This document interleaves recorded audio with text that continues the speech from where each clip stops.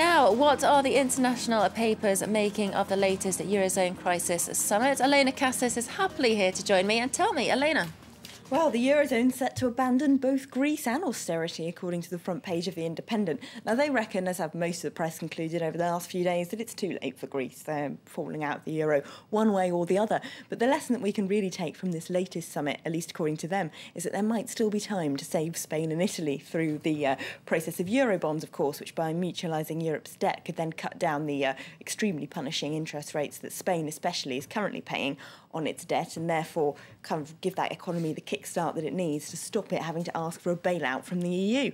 Now, so they're quite positive, if you like, but are Eurobonds really a very good idea? The New York Times have quite large doubts about this. They say that, well, they could be the saving of Spain, but that means that Germany's going to have to take on its own share of the risk there, and that by mutualising the debt like that, it would never work unless you had a consistent fiscal union across the whole Eurozone. That is to say, charging people the same tax rates and so on. And the chances of that being possible politically are pretty much nil. Whereas over at the Spanish paper, El País, they at least are feeling a lot more optimistic. That's a left-wing Spanish paper who sees François Hollande and just generally this sort of change of mindset that seems to be happening among the Eurozone leaders in recent weeks as the saviour of the Spanish economy. They hope that we can now restart the European project with an economic policy based more on growth and less on austerity.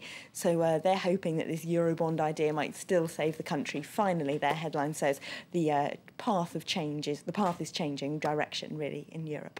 In Britain, though, this seems to be putting people off more and more. Well, people off Europe, yes. The Huffington Post reports that, quite interestingly, the Labour leader, opposition leader in Britain, Ed Miliband, seems to be poised to announce he wants to have a referendum on whether or not Britain should stay in the euro at all, which would be quite a drastic move because, as the Huffington Post points out, there's no guarantee at all that he'd actually win that referendum. Of course, if it happened, all of Britain's major political parties would want to stay in the euro, but there's no guarantee that's what the public would think. Of course, Euroscepticism in Britain has always run pretty high, and now with the scene of the EU and the Euro project collapsing and seeming to be contaminating the whole of the Union with worrying economic data, then what's the reckoning that the Brits would actually want to vote to stay in the Euro? Probably not very high, says the Huffington Post, so they don't reckon it would be a very intelligent policy of Mr Miliband's to pursue, because he'd end up finding one of the key planks of his party wanting to be in Europe falling apart completely if they go for a referendum and then it was rejected.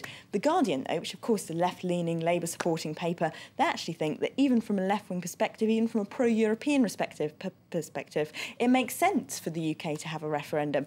They reckon that it's inevitable anyway. It becomes a topic of such heated debate in the country, and it's so far from being consensus, really, in Britain that we should remain in Europe, that maybe it's time we did have a referendum. And they even say, from a left-wing point of view, there's not necessarily a strong case from remaining in Europe. They say it's imposed these tough, harsh, austere, neoliberal economic policies across the whole continent.